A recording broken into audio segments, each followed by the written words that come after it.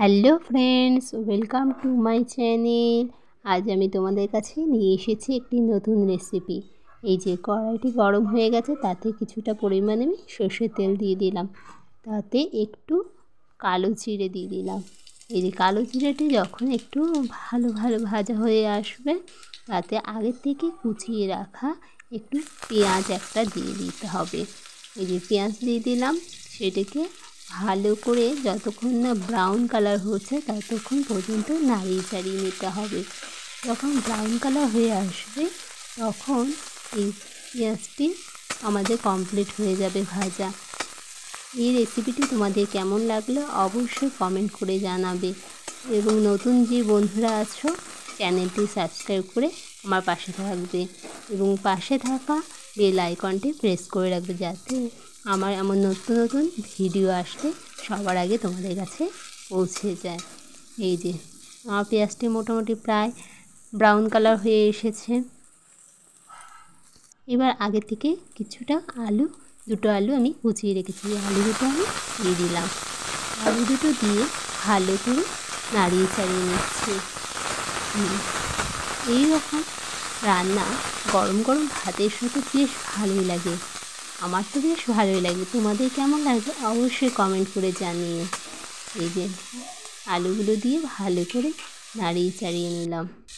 এবার তাতে কিছুটা পরিমাণ লবণ দিয়ে দিলাম, যাতে আলুগুলো সহজেই ভাজা ভাজা হয়ে যায়।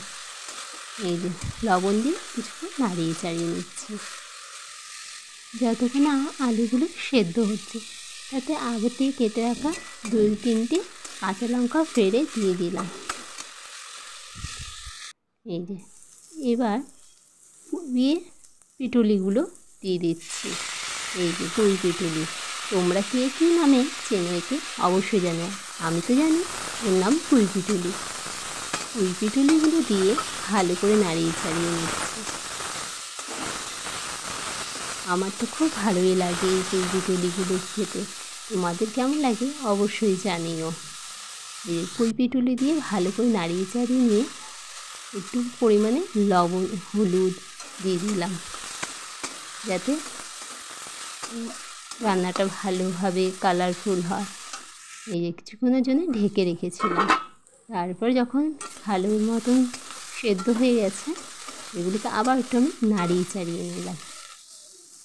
এই নাড়িয়ে চাড়িয়ে নিয়ে প্রায় আমার ভাজাটা কমপ্লিট হয়েছে। তাতে কিছুটা পরিমাণে চিনি দিয়ে দিয়েছি, যাতে লবণ চিনির ব্যালেন্সটা অ্যাডজাস্ট থাকে, খেতে যেন খুব ভালোই লাগে।